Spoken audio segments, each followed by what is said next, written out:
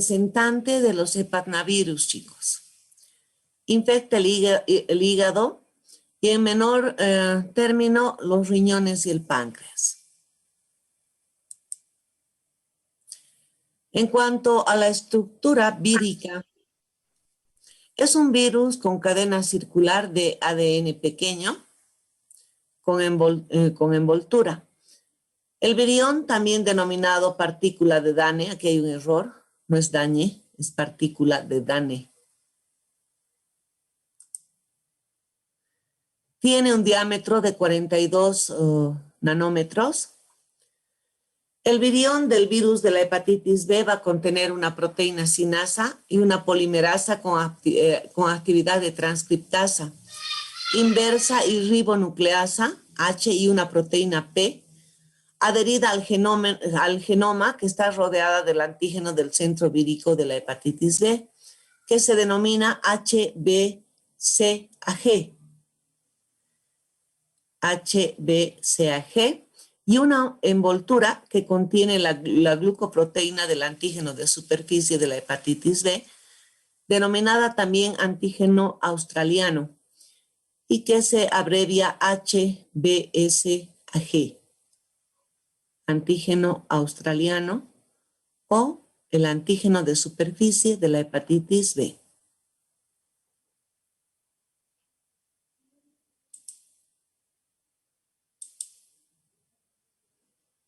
Ahí tienen la estructura del virus, ¿no? La partícula DAN. A este nivel se va a encontrar el antígeno de superficie HBsAg.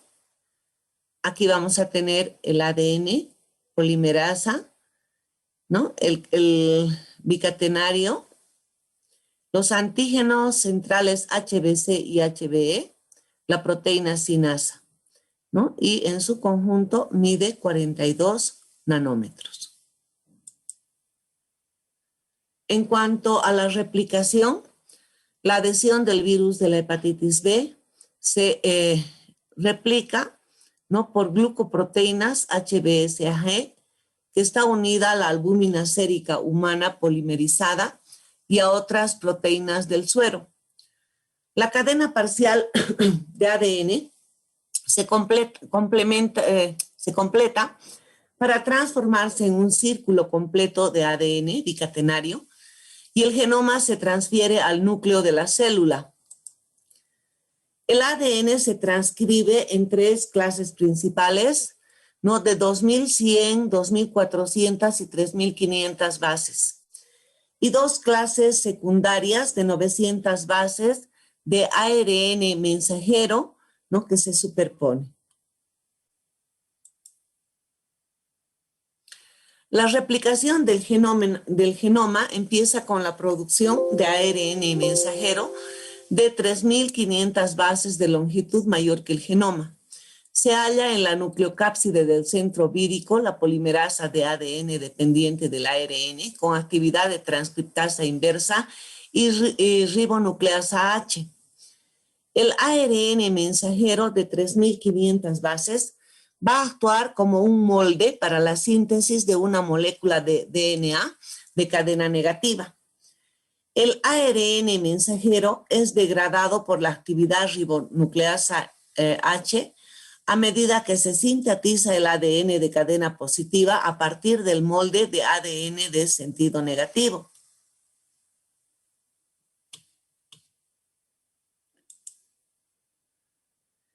Bien, aquí tenemos el genoma, ¿no? de ADN del virión, su envoltura, el antígeno de superficie, ¿no? Ingresa y se va a producir en primer término a nivel de la célula la transcripción en el núcleo precisamente de la célula. Luego sale y se produce la transducción, la transcripción, hasta la formación de lo que es el virus de la hepatitis B, ¿no?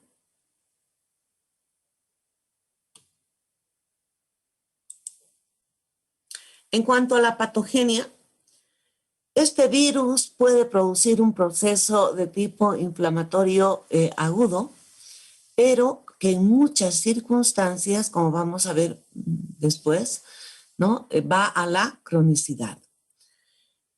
La patogenia que produce este virus puede ser sintomática o asintomática, dependiendo del grado, ¿no? de indemnidad que tenga el sistema inmunológico del paciente, ¿no? La detección de los componentes HBsAg y HbAg del virión en la sangre va a indicar la existencia de una infección activa. Cuando nosotros queremos saber si nuestro paciente se encuentra con un proceso activo de la hepatitis B, tenemos que pedir, ¿no? HBsAg, que es el antígeno de superficie, y el HbAg. Pero si solamente pedimos HBsAg, sirve, chicos. ¿Por qué? Porque son exámenes serológicos muy caros, ¿no? Entonces, pedir los dos, que debería ser lo correcto, a veces no se puede por la falta de recursos económicos en nuestro paciente.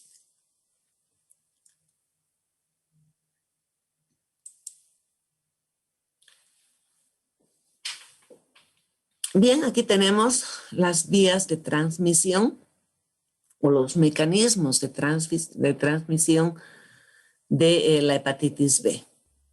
Tenemos la leche materna, las secreciones vaginales, la sangre, el semen y la saliva, ¿no? O sea, todo este conjunto de mecanismos de transmisión determina una transmisión por secreciones, chicos, por secreciones.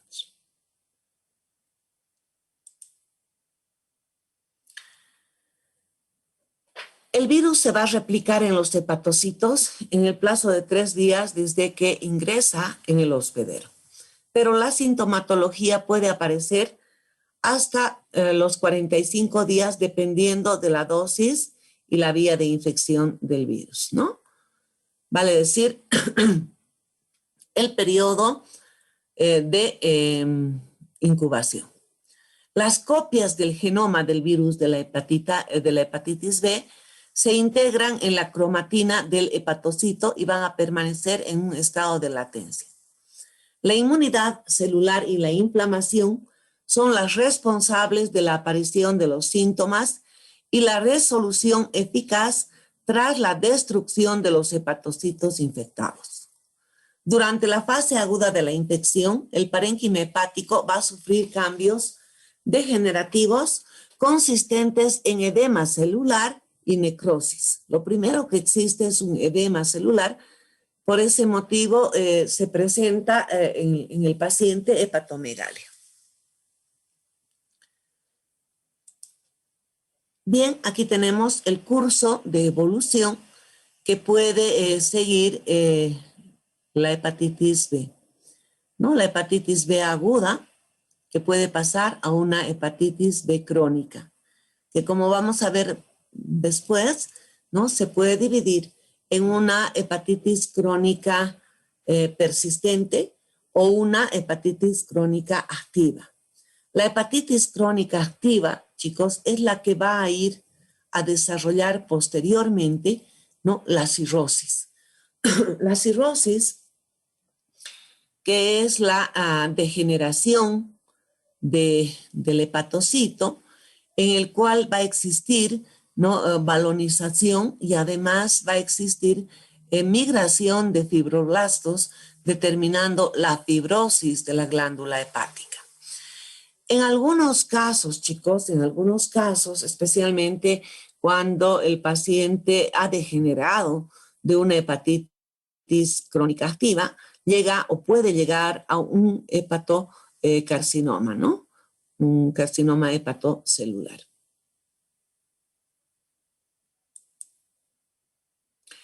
En cuanto a la epidemiología, tenemos datos de Estados Unidos, donde se han hecho varios estudios, doble ciego, tienen todo bastante estudiado, ¿no? Se infectan más de 300,000 personas cada año, y en Estados Unidos ocurre una muerte, 4,000 muertes cada año.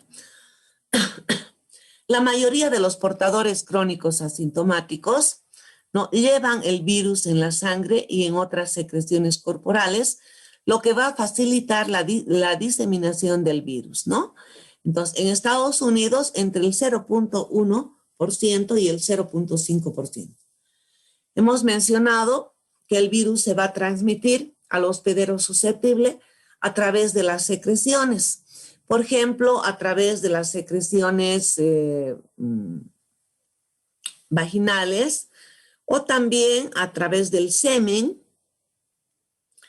la transmisión a través de la lactancia, la transmisión parenteral cuando se ha realizado, por ejemplo, una transfusión en la cual no se ha tenido el cuidado de ver si el paciente donante tiene o no tiene hepatitis B. Sin embargo, a nivel mundial, chicos, los bancos de sangre en general hacen esta prueba a los donantes, pero de forma,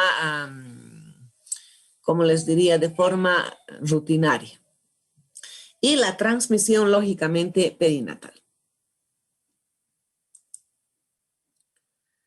Mujeres embarazadas tienen 90% de probabilidad de transmitir la infección a su neonato. Un 90% de los neonatos infectados evolucionan a una hepatitis crónica, a una cirrosis, y tienen una alta probabilidad de desarrollar en el futuro un carcinoma hepatocelular. Este es un cuadrito de la distribución geográfica de acuerdo a la prevalencia a nivel mundial, chicos, ¿no? Tenemos las zonas de mayor prevalencia de rojo, ¿no? Mayor o igual al 8%, una prevalencia alta. De amarillo, de 2 al 7%, intermedia. Fíjense en Europa, ¿no? O sea, realmente la prevalencia es muy importante. Y menos del 2%, que es baja. Nosotros estaríamos en la prevalencia en el momento de moderada a baja, ¿no? Porque teníamos una prevalencia baja, pero sin embargo, en los últimos años esto ha ido aumentando, ¿no? Y la incidencia elevada del hepatocarcinoma por el círculo. Nosotros, gracias a Dios, no tenemos una alta prevalencia de hepatocarcinoma por hepatitis B. Bien, las manifestaciones clínicas, chicos. Manifestaciones clínicas. Tenemos la infección aguda. Ocurre que en los niños la infección aguda y la manifestación clínica en este periodo es menos grave que en los adultos, e incluso los niños pueden ser asintomáticos generalmente. La infección por el virus de la hepatitis B se va a caracterizar por un periodo de incubación largo y un inicio insidioso. Durante el periodo prodrómico puede haber síntomas banales, más o menos como los síntomas que existen en cualquier proceso viral. Fiebre, malestar general, astenia, adinamia, anorexia. Puede haber en algunos pacientes náuseas, vómitos, dolor abdominal, escalofríos. Y posteriormente, si es que el paciente pasa a la siguiente fase, ¿no?, pueden haber los síntomas clásicos de la lesión hepática.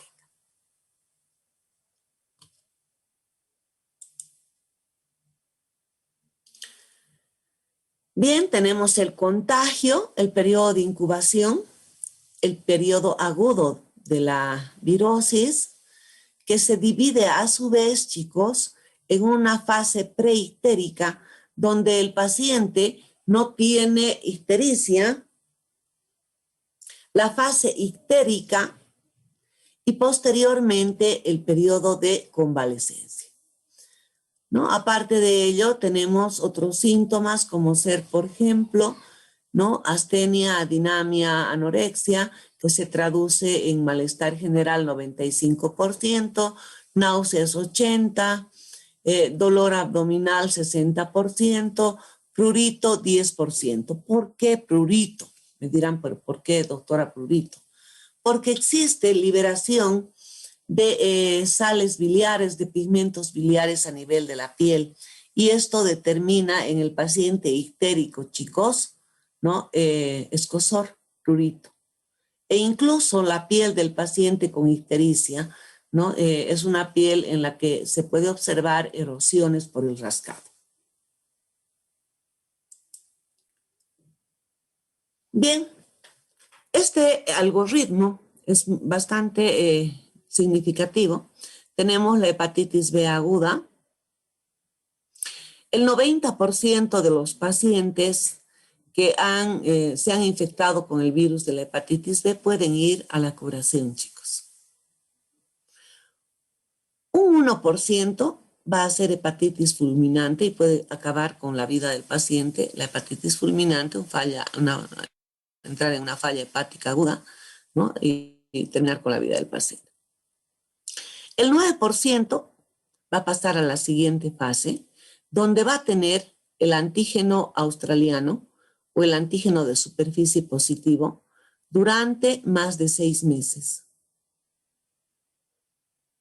50% de estos pacientes pueden ir a la curación. Algunos pueden tener la situación de portador asintomático y otros pueden pasar ya a la siguiente fase, que es la hepatitis crónica, que como les había mencionado se divide en dos: la hepatitis crónica persistente y la hepatitis crónica activa. La hepatitis crónica persistente, ¿no? que puede desencadenar enfermedades extrahepáticas, como por ejemplo la poliarteritis nodosa, ¿no? o una glomerulonefritis. Y la hepatitis crónica activa, que tiene una evolución rápida, tórpida, puede llegar a lo mismo, enfermedades extrahepáticas que acompañen al padecimiento, como la poliarteritis nodosa y la glomerulonefritis, van a la cirrosis y pueden ir al carcinoma hepatocelular.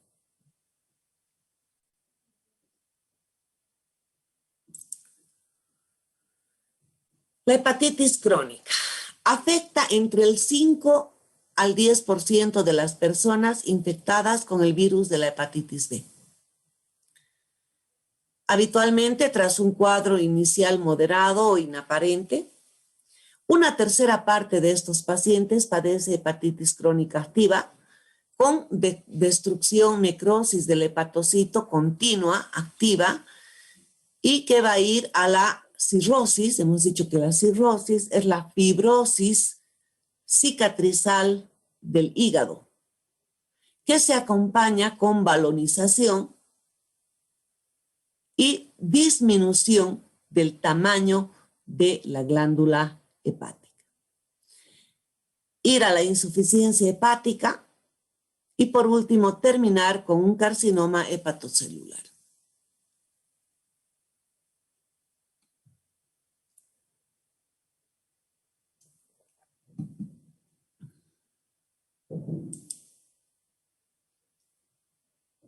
Carcinoma hepatocelular primario, secundario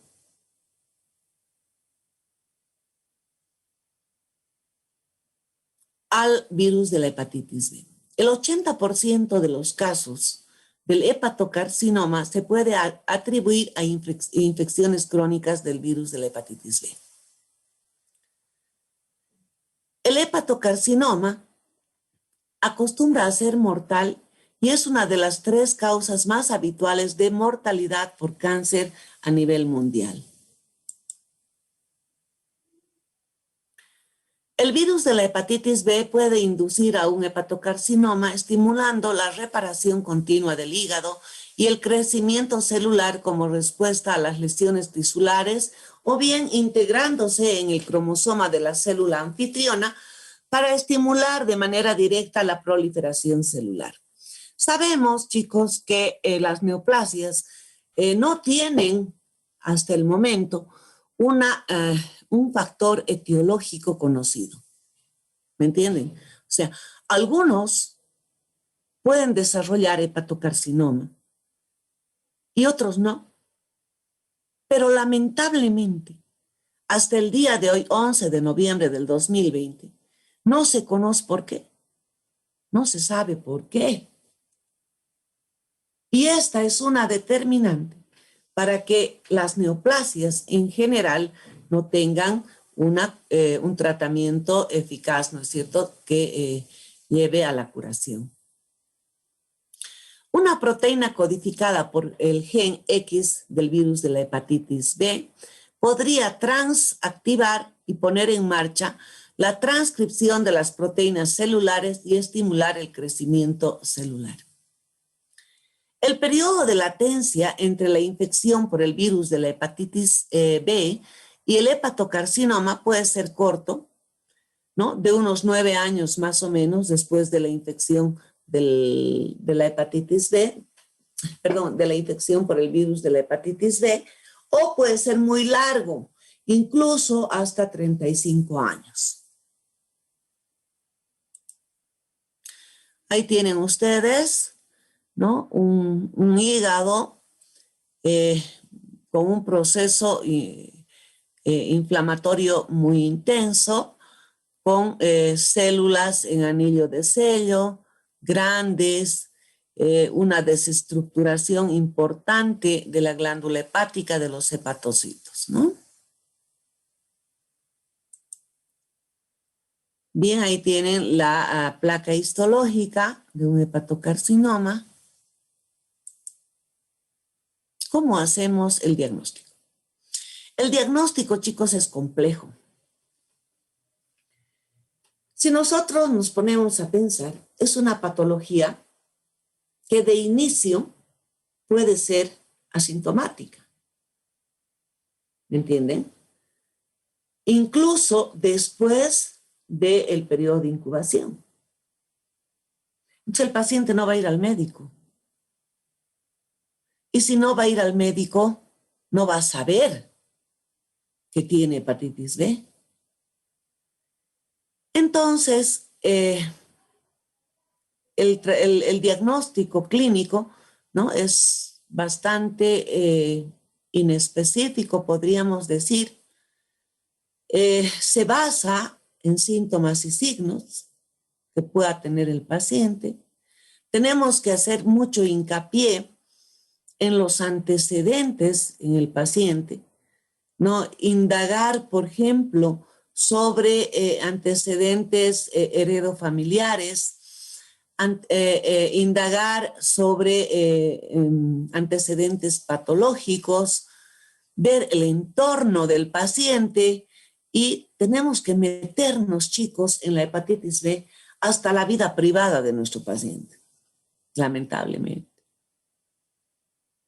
Porque se supone que si nuestro paciente es soltero, ¿me entienden? Entonces, si el paciente es soltero, tendremos que investigar accidentes de laboratorio, transfusiones, ver incluso en los pacientes solteros si tienen una vida sexual activa, con quién la tienen, si tiene pareja, no tiene pareja, si tiene dos, si tiene tres, si son del mismo sexo, si no lo son. Tenemos que meternos en la vida privada de nuestro paciente, no hay otra. Y tenemos el diagnóstico laboratorial. El diagnóstico laboratorial de inicio, chicos, se basa en la solicitud en el paciente de un hepatograma. En el hepatograma nosotros podemos indagar bilirrubina total, bilirrubina directa, bilirrubina indirecta, transaminasas, que son las enzimas hepáticas en la sangre, y que son de dos tipos, ustedes saben, la transaminasa glutámica oxalacética, la TGO, y la transaminasa glutámica pirúvica. En el paciente con hepatitis B aguda pero sintomática, vamos a encontrar elevación de las transaminasas, especialmente de la transaminasa glutámica oxalacética al triple o más del valor normal. En cuanto a las bilirrubinas, chicos, se va a elevar las bilirrubinas totales, pero a expensas de la bilirrubina directa, no se olviden. ¿Por qué? Porque estamos hablando de una ictericia hepatocelular. Les hago recuerdo, existen 3 formas de ictericia. Tenemos la ictericia prehepática, tenemos la ictericia hepática o hepatocelular y tenemos la ictericia poshepática. No se olviden, por favor. La prehepática es la hemolítica, que se va a producir por hemólisis de los glóbulos rojos. Y en esta en esta ictericia prehepática, la bilirrubina que se va a elevar es la bilirrubina indirecta.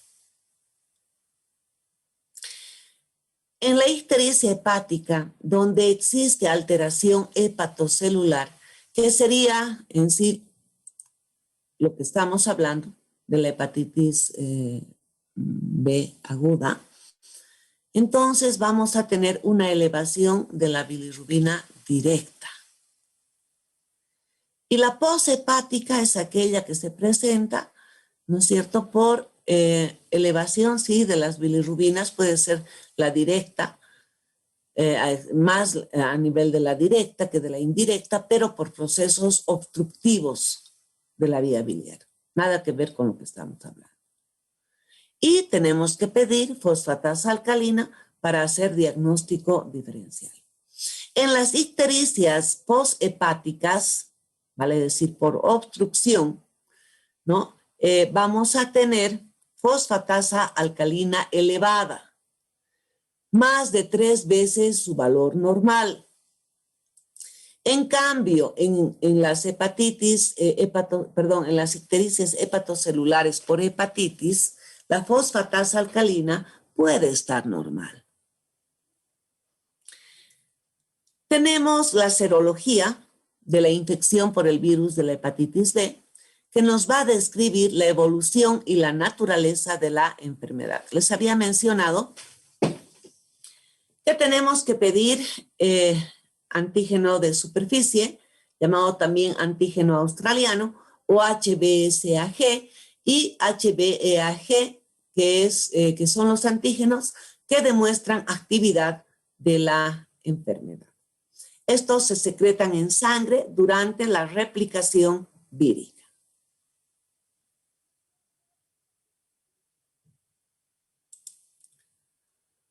Bien, este es un cuadrito bastante didáctico, ¿no?, de la interpretación de marcadores serológicos de la infección por el virus de la hepatitis B. Aquí tenemos la reactividad serológica, ¿no?, el anti-HBC, anti-HBe, anti-HBs, que son los anticuerpos, ¿no? Y vean ustedes que son negativos cuando la patología es presintomática, precoz. Son negativos en la fase inicial aguda, en la aguda y en la crónica ya son positivos, ¿no? En la tardía aguda, el anti-HBC es negativo, el anti-HBe puede ser negativo o positivo. En el paciente curado, estos marcadores, estos anticuerpos son positivos. Se ha curado. En cambio, el HBeAg y el HBsAg, si ustedes se fijan, son siempre positivos a no ser que el paciente se haya curado.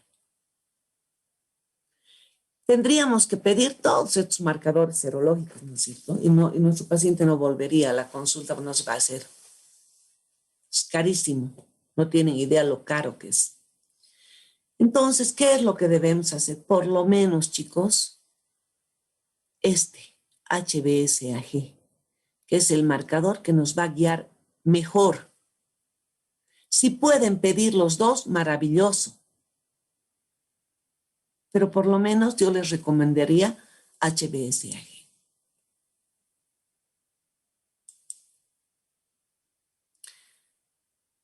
Bien, en cuanto al tratamiento, se puede administrar inmunoglobulina frente a la hepatitis B durante la semana siguiente a la exposición y a los recién nacidos de madres HBsAg positivas con el fin de evitar y aliviar la enfermedad. ¿Por qué? Porque vamos a elevar el sistema inmunológico del paciente.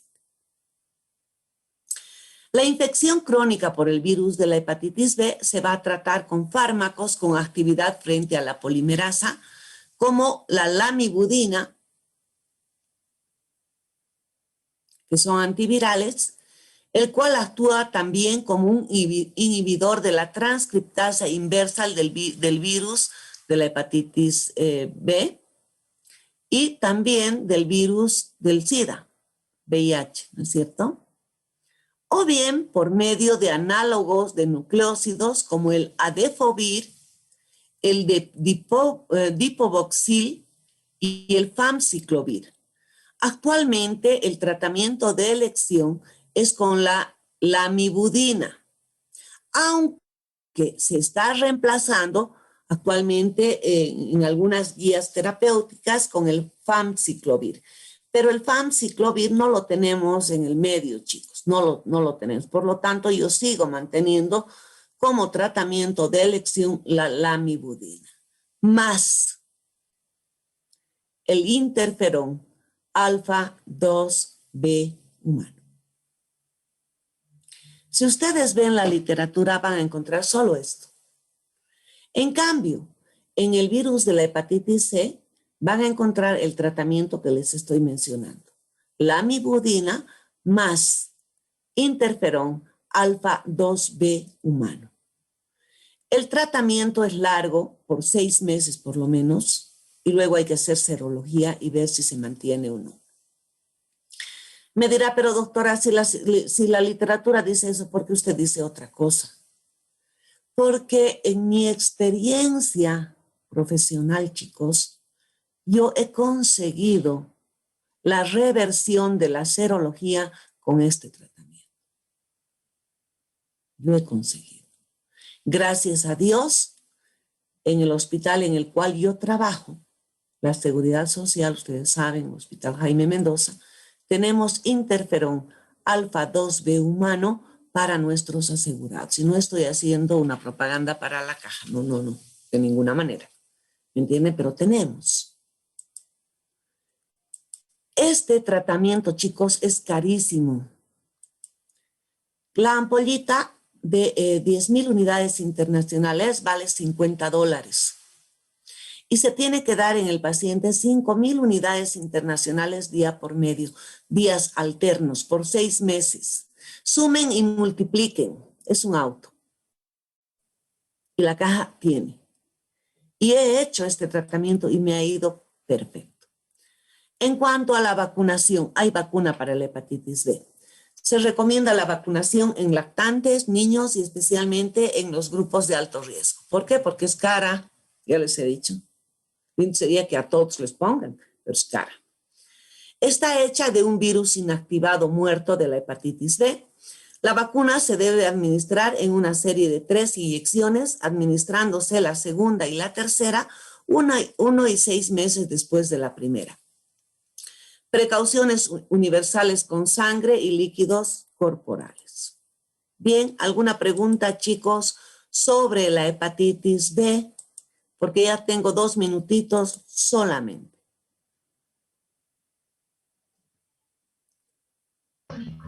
Doctora, buenas noches. Buenas noches. En cuanto a la fase aguda, ¿cuánto tiempo dura el periodo de incubación? ¿Cómo? El periodo de 45 incubación. días.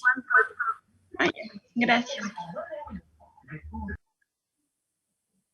¿Alguna otra pregunta, chicos? Se va a acabar. 1 minuto tenemos. Bien, voy a dejar de compartir la pantalla, chicos. Que tengan muy buena tarde y nos vemos con el grupo de la práctica dentro de unos minutitos. Hasta luego. Hasta luego. Chao, buenas tardes.